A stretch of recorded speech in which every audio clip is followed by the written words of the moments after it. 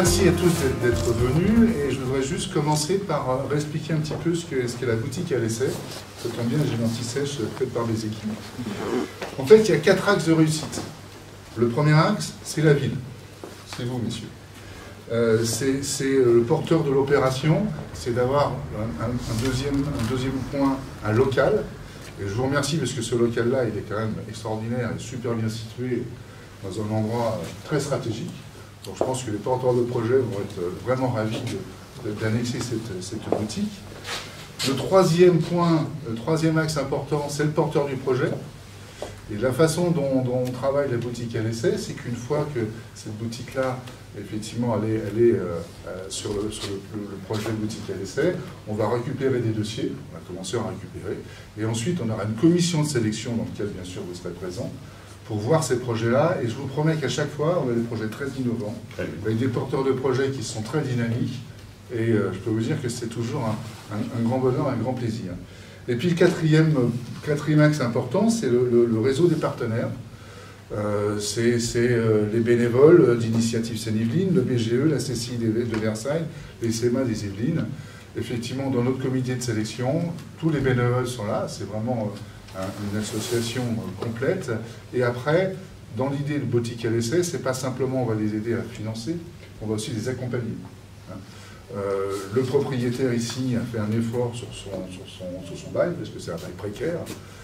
Le deuxième élément, c'est qu'on va pouvoir accompagner le porteur de projet. Et puis voilà, c'est cette dynamique-là qui va faire que généralement ça fonctionne.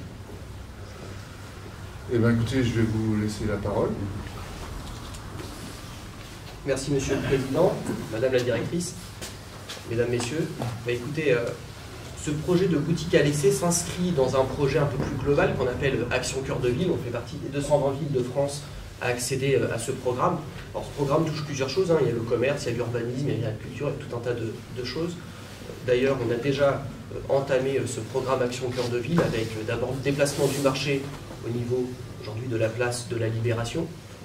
On a lancé toute une expérimentation avec la piétonisation et des événements qu'on appelle Votre cœur de ville s'anime, donc sur la rue Paul Doumer.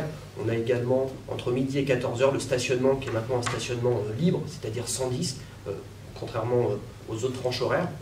Donc voilà, ça s'inscrit exactement dans cette démarche de redynamisation du centre-ville. On travaille pour ça, on est accompagné par la CCI. D'ailleurs, on a 2 managers commerce qui nous accompagnent, dont un spécialisé sur tout l'aspect numérique des commerçants.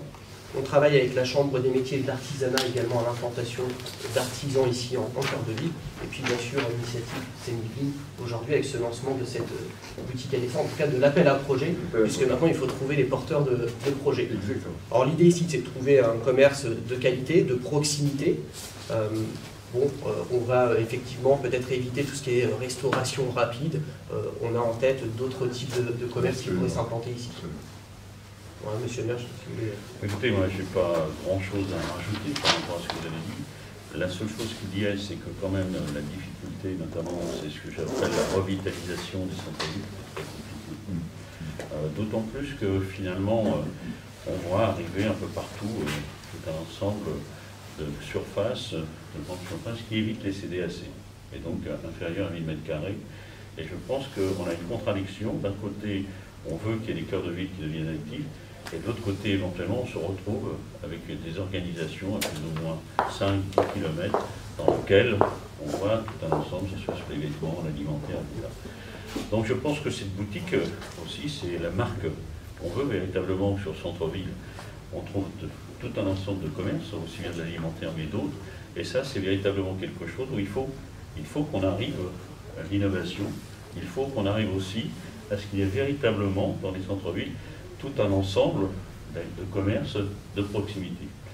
C'est vrai qu'en plus il y a le vieillissement de la population, c'est vrai aussi que je pense qu'on va se retrouver, quand je vois toute la vente à distance, quand je vois éventuellement ce qu'on appellera éventuellement comme Amazon ou d'autres, il est évident qu'on peut avoir un risque de souffrir que progressivement l'ensemble du commerce finalement soit remplacé par des systèmes où on apporte chez soi. Donc je pense que c'est un grand enjeu, c'est un enjeu par rapport au projet que nous allons avoir, Et c'est aussi un enjeu parce que ça peut montrer, et je prendrai une image, nous avons Ariane au bureau, le lanceur en tant que tel, ben, si cette boutique pouvait être le lanceur d'une modification et d'une mutation par rapport au commerce qui viendront, écoutez, on a réussi. Donc c'est un enjeu dur, un enjeu difficile, mais un enjeu qu'il faut relever. Merci à tous.